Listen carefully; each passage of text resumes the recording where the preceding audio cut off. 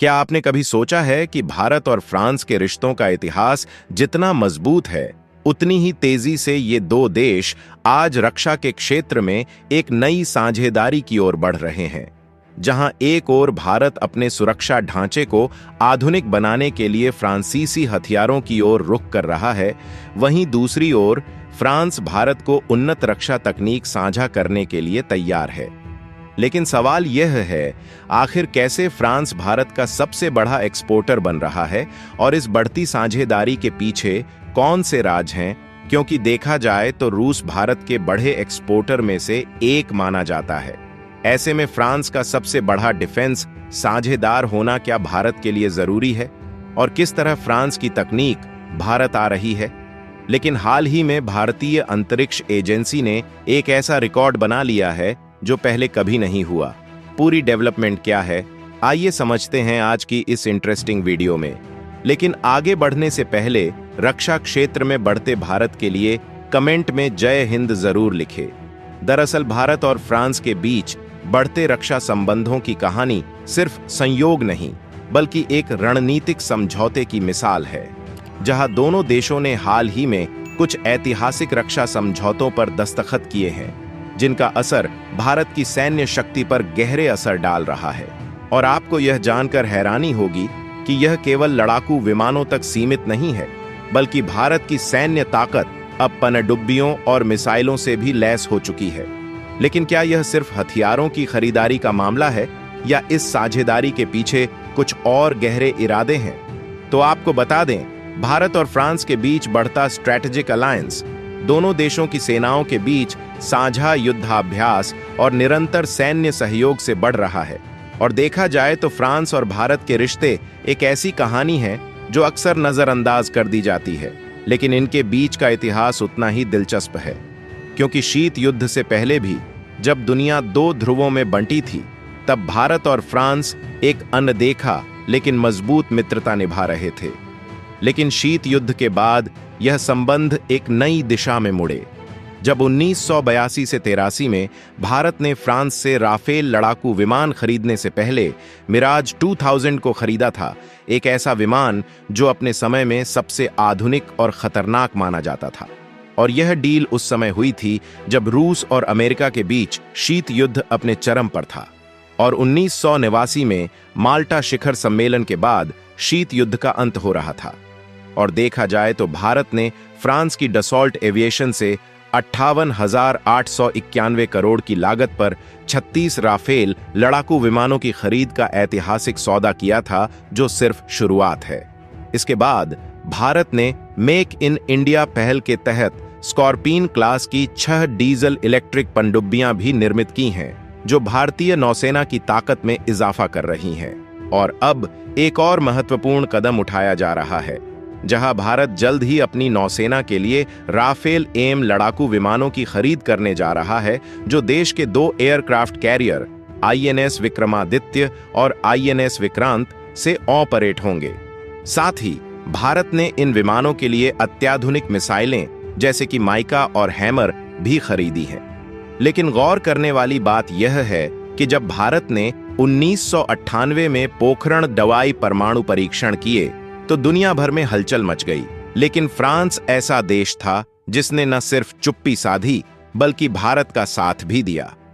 रूस के अलावा फ्रांस एकमात्र P5 राष्ट्र था जिसने इन परीक्षणों पर कोई टिप्पणी नहीं की, बल्कि उसने ये स्पष्ट कर दिया कि भारत के परमाणु परीक्षणों से द्विपक्षीय परमाणु सहयोग पर कोई असर नहीं पड़ेगा। और यह उस समय की बात है जब अमेरिका भारत पर प्रतिबंध लगाने का दबाव बना रहा था। लेकिन फ्रांस ने अमेरिकी दबाव को नकारते हुए अपने संबंधों को और अधिक मजबूत किया। और देखा जाए तो प्रधानमंत्री नरेंद्र मोदी के नेतृत्व में भारत फ्रांस संबंधों ने एक नई दिशा और तेजी पकड़ी है, जहां पीएम मोदी ने फ्रांस की यात्रा कर रिश्तों को नई ऊंचाई दी, और यहां तक कि फ्रांस के बेस्टिल डे परेड में मुख्य अतिथि के तौर पर शिरकत भी की। इसके बाद भारत ने फ्रांसीसी राष्ट्रपति इमैनुएल मैक्रों को गणतंत्र दिवस के मौके पर मुख्य अतिथि के रूप में आमंत्रित किया, जो इस दोस्ती का और मजबूत प्रतीक बन गया। दोनों नेता वैश्विक मंचों पर अपनी साझेदारी का खुलेआम प्रदर्शन करते हैं और यह दोस्ती हर कदम पर दोनों देशों के रिश्तों को और प्रगाढ़ करती जा रही है।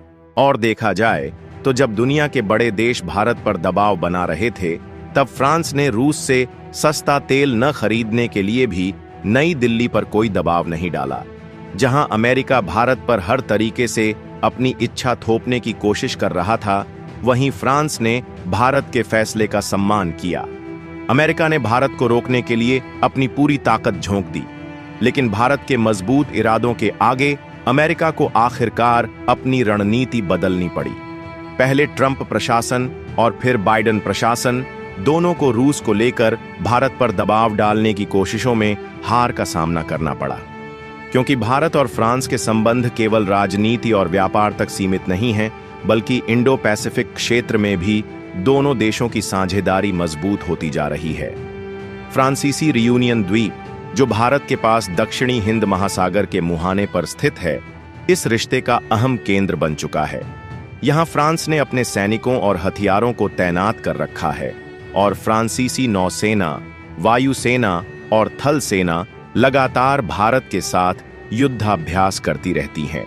साथ ही समुद्र में गश्त करते वक्त भारतीय युद्धपोत अक्सर फ्रांसीसी बंदरगाहों पर रुकते हैं, जहाजों पर ईंधन और अन्य साजो सामान को रिफिल करने के लिए। इसके अलावा अब भारत ने इतिहास रच दिया है, जहां भारतीय अंतरिक्ष एजेंसी ISRO ने श्रीहरिकोटा के सतीश धवन अंतरिक्ष केंद्र से रॉकेट लॉन्चिंग का ऐतिहासिक शतक पूरा कर लिया है। इस रोमांचक उपलब्धि के तहत ISRO ने GSLV F-15 रॉकेट से नेविगेशन सैटेलाइट को सफलता से लॉन्च किया। इस सैटेलाइट में नेविगेशन प्रणाली के तहत दूसरी पीढ़ी के 5 उपग्रह शामिल हैं, जो भारत की सुरक्षा और विकास में अहम भूमिका निभाएंगे। यह लॉन्च भारत के अंतरिक्ष क्षेत्र में एक और महत्वपूर्ण मील का पत्थर साबित हुआ है, जबकि इससे पहले 29 मई 2023 को ISRO ने NVS-01 सैटेलाइट को GSLV F-12 रॉकेट से लॉन्च किया था। और अब इस शतक के साथ ISRO ने न केवल अंतरिक्ष तकनीक में अपनी ताकत को साबित किया है, बल्कि एक नई ऊंचाई पर पहुंचते हुए भारतीय अंतरिक्ष यात्रा में नई दिशाएं भी खोली हैं। लेकिन सवाल यह है, जिस सैटेलाइट को ISRO ने हाल ही में लॉन्च किया है, उसका काम क्या है? तो आपको बता दें, ISRO द्वारा लॉन्च किया गया नया नेविगेशन सैटेलाइट न सिर्फ परिवहन के ट्रैकिंग और मार्गदर्शन में क्रांतिकारी बदलाव लाएगा, बल्कि हवाई और समुद्री यातायात को भी अधिक कुशलता से ट्रैक करने में मदद करेगा। इसके अलावा यह सैटेलाइट सैन्य अभियानों के लिए सुरक्षित और स्थानीय नेविगेशन प्रदान करेगा, जिससे भारत की रक्षा क्षमताओं को भी और मजबूती मिलेगी।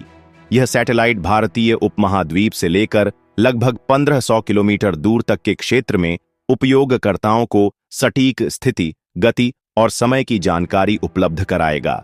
यह सैटेलाइट न सिर्फ परिवहन और सुरक्षा में मदद करेगा, बल्कि यह कृषि उपग्रहों के लिए कक्षा निर्धारण और मोबाइल उपकरणों में लोकेशन आधारित सेवाओं में भी क्रांतिकारी बदलाव लाएगा।